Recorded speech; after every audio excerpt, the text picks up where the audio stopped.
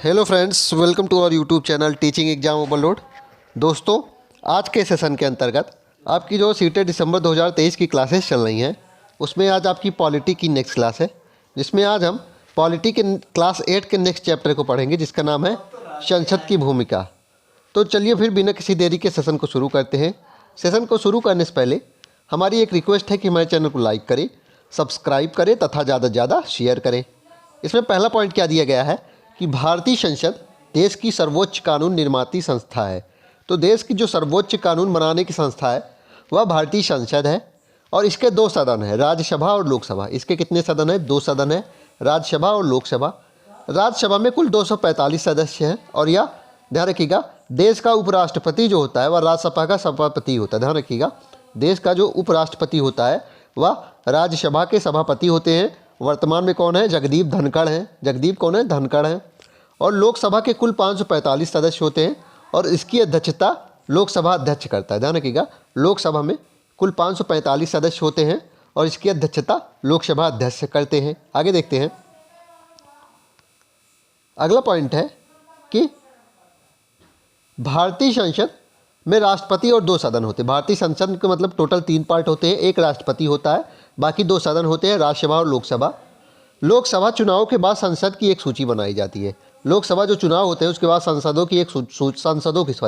संसद में जो चुने गए प्रत्याशी होते हैं उन्हें सांसद कहा जाता है। इससे पता चलता है कि किस राजनीतिक दल के कितने सांसद हैं, और इससे हमें क्या पता चलता है कि किस राजनीतिक पार्टी के कितने सांसद बने हैं, जीते हैं वो उस क्षेत्र से। यदि कोई राजनीतिक दल सरकार बनाना चाहता है तो उसे निर्वाचित संसदों में बहुमत प्राप्त करना होगा। तो अगर किसी सरकार बनानी है किसी भी पार्टी को, तो उसके जो सांसद हैं उन्हें बहुमत में होना होगा, मतलब कि टोटल सीटें हैं उसका आधा होना होगा। जैसे कि चूँकि लोकसभा में कुल 543 निर्वाचित सदस्य और 2 मनोनीत सदस्य होते हैं, इसलिए बहुमत हासिल करने के लिए लोकसभा में किसी भी दल के पास कम से कम 272 सदस्य होने चाहिए। तो इसका आधा होना चाहिए, क्योंकि लोकसभा में 545 सदस्य सीटें हैं ना, इसलिए अगर किसी पार्टी को बहुमत प्राप्त करना है, एकमात्र बहुमत बनाना है, तो कम से कम 272 सदस्य उसके पास ऐसे होने चाहिए जो उस सीट से जीते हों। आगे देखते हैं। संसद में बहुमत प्राप्त करने वाले दल या गठबंधन का अंग नहीं होने वाले सभी राजनीतिक दल विपक्षी दल कहलाते हैं। तो जो रूलिंग पार्टी होती है उसके अलावा जितनी भी पार्टियां होती हैं सब विपक्षी दल कहलाते हैं। आगे है कि कार्यपालिका का चुनाव करना लोकसभा का एक महत्वपूर्ण काम होता है। कार्यपालिका का जो चुनाव किया जाता है लोकसभा का एक महत्वपूर्ण काम होता है। जैसा कि आपसे पहले अध्याय में पढ़ा था कि कार्यपालिका ऐसे लोगों का समूह होती है जो संसद द्वारा बनाए गए कानूनों को लागू करने के लिए मिलकर काम करते हैं। तो कार्यपालिका क्या होती है? लोगों का समूह होती है जो संसद द्वारा बनाए गए कानून जो होते हैं उन्हें लागू करने के लिए कार्य करती है। जब हम सरकार शब्द का इस्तेमाल करते हैं तो हमारे जहन में अक्सर यही कार्यपालिका होती है, और सरकार का यहाँ शब्द क्या माना जाता है? कार्यपालिका ही माना जाता है। आगे है कि भारत का प्रधानमंत्री लोकसभा में सत्ताधारी दल का मुखिया होता है। तो जो लोकसभा पार्टी जो जीती होती है उसका जो मुखिया होता है वह प्रधानमंत्री कहलाता है। प्रधानमंत्री अपने दल के सांसदों में से मंत्रियों का चुनाव करता है, और प्रधानमंत्री जो होता है वह जो कुछ मंत्रिमंडल का चुनाव करता है, जैसे कि कैबिनेट मंत्री जो बनाए जाते हैं उसी में रक्षा मंत्री और स्वास्थ्य मंत्री, ये सब क्या है? प्रधानमंत्री ही चुनता है, जो प्रधानमंत्री के साथ मिलकर फैसलों को लागू करते हैं, और ये प्रधानमंत्री के कार्यों में मदद करते हैं। ये मंत्री स्वास्थ्य, शिक्षा मंत्री, वित्त मंत्री आदि विभिन्न सरकारी कार्यों का जिम्मा संभालते हैं। आगे देखते हैं। अगला पॉइंट है कि केंद्रीय सचिवालयों की 2 मुख्य इमारतें दी गई हैं। ये देखिए, इनमें से एक का नाम साउथ ब्लॉक है और दूसरी का नाम नॉर्थ ब्लॉक है। इनका निर्माण 1930 के दशक में किया गया था। बाईं ओर साउथ ब्लॉक का चित्र है। ये कौन सा है? ये साउथ ब्लॉक है, इसको नोट कर लीजिएगा, जिसमें प्रधानमंत्री कार्यालय, रक्षा मंत्रालय और विदेश मंत्रालय के दफ्तर हैं। दाईं ओर नॉर्थ ब्लॉक है, ये नॉर्थ ब्लॉक है, इसको भी नोट कर लीजिएगा। इसमें वित्त मंत्रालय, गृह मंत्रालय स्थित है। केंद्र सरकार के अन्य मंत्रालय नई दिल्ली के विभिन्न इमारतों में स्थित हैं।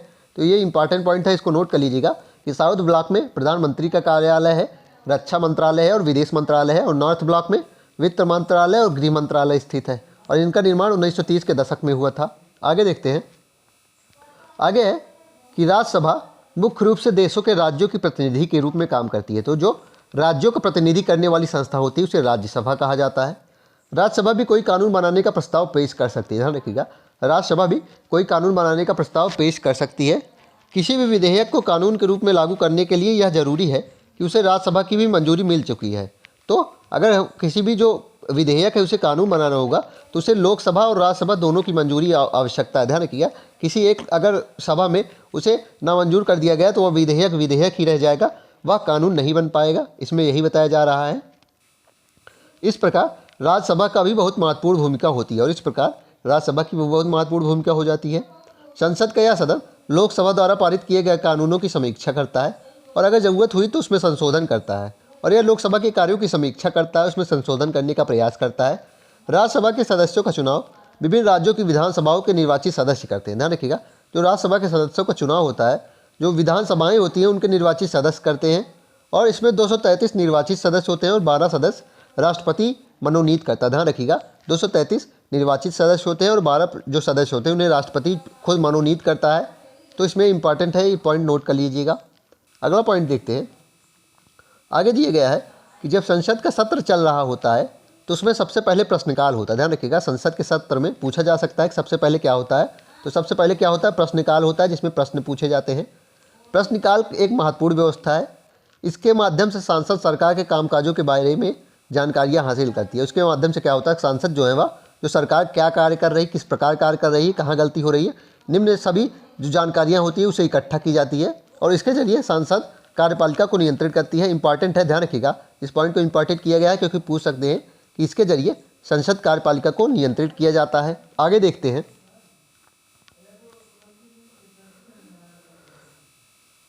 अगला पॉइंट इसमें दिया गया है कि एसडीजी गोल्स कुछ हैं। ध्यान रखिएगा, एसडीजी गोल्स, इसमें एक गोल दिया गया है एसडीजी 05 कौन सा है, 5वां एसडीजी गोल कौन सा है, जेंडर इक्वलिटी है। नोट कर लीजिएगा, 5वां जो सतत विकास लक्ष्य है वह कौन सा है, लैंगिक समानता। इंग्लिश हिंदी में देख लीजिए, सतत विकास लक्ष्य या फिर एसडीजी सस्टेनेबल डेवलपमेंट गोल जो है वह 5वां कौन सा है, एसडीजी 5, या फिर सतत विकास लक्ष्य 5 कौन सा है, जेंडर इक्वलिटी या फिर लैंगिक समानता है। इसको नोट कर लीजिएगा, एसडीजी 5 कौन सा है, लैंगिक समानता है। आगे अगला पॉइंट दिया गया है कि घरेलू हिंसा कानून 2005 में महिलाओं की सुरक्षा की परिभाषा ने घरेलू शब्द की समझ को और अधिक व्यापक बना दिया।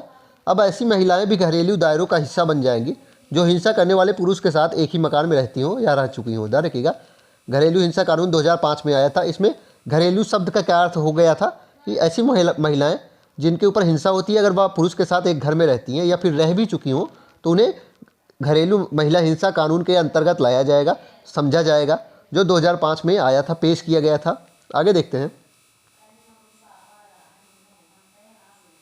अगला पॉइंट है कि 2005 में संसद के सामने एक नया विधेयक पेश किया गया। दोनों सदनों से मंजूरी मिल जाने के बाद उसे राष्ट्रपति के पास स्वीकृत किया गया। 2006 में घरेलू हिंसा महिला सुरक्षा कानून लागू किया गया। ध्यान रखिएगा, 2005 में यह पेश किया गया था, इसलिए कहा जाता है महिला घरेलू हिंसा अधिनियम या फिर कानून कहा जाता है। और पेश कब किया गया था, इसको कहाँ पेश किया गया था, 2006 में पेश किया था। ध्यान रखिएगा, कब पेश किया गया था, 2006 में यह कानून बन गया। पेश 2005 में किया गया, 2006 में। और कानून, कोई भी विधेयक कानून कब बनता है, जब राष्ट्रपति उस पर हस्ताक्षर कर देगा तभी वह कानून बन पाता है। तो 2005 में पेश किया गया, लोकसभा में पेश हुआ, पारित हुआ, राज्यसभा में पेश हुआ, पारित हुआ।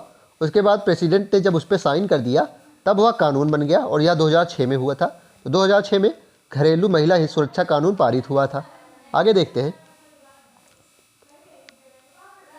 आगे अगला पॉइंट ये दिया गया है कि जिन औरतों के साथ हिंसा या दुराचार होता है उन्हें आमतौर पर पीड़ित माना जाता है। इन हालात से उबरने के लिए औरतें तरह तरह से संघर्ष करती हैं, इसलिए उन्हें पीड़ित की वजह सर्वाइवर कहा जाना बेहतर है। इस अंग्रेजी शब्द का अर्थ है जो बचा रहे। ध्यान रखिएगा, इसमें पॉइंट दिया गया है कि जिन औरतों के साथ दुराचार होता है उन्हें आमतौर पर पीड़ित माना जाता है, लेकिन उनके लिए अब सर्वाइवर शब्द यूज होता है, जिसका अर्थ होता है कि जो बचने की इच्छा रखता हो या फिर जो बचा रहे। और इन हालात से उबरने के लिए ऐसा नाम दिया गया है क्योंकि ये लगातार प्रयासरत रहती हैं निम्न हालात से उबरने के लिए। आगे देखते हैं। आगे हमारा आज का लास्ट पॉइंट शायद होगा जी। आज का लास्ट पॉइंट है कि 1964 में नागरिक अधिकार कानून पारित किया गया। इस कानून के जरिए संयुक्त राज्य अमेरिका में नस्ल, धर्म या राष्ट्रीयता के आधार पर किसी भी तरह के भेदभाव को गैर कानूनी घोषित कर दिया गया। और उपरोक्त चित्र में रोजा पार्क्स, आपने ऊपर पढ़ा था रोजा पार्क्स की कहानी के बारे में, और इन्हीं के प्रयासों से हुआ था। यूएसए में पूछा जाएगा, संयुक्त राज्य अमेरिका में कब जो भेदभाव के विरोध में कानून पारित किया गया। यूएसए में, सॉरी यूएसए लिख दिया, यूएसए में। तो 1964 में ये कानून पारित हुआ था। इसमें नस्ल, धर्म या राष्ट्रीयता के आधार पर आप भेदभाव नहीं कर पाएंगे, रंग के आधार पर भी आप भेदभाव नहीं कर सकते हैं। 1964 में ये अमेरिका में पारित हुआ था, ध्यान रखिएगा।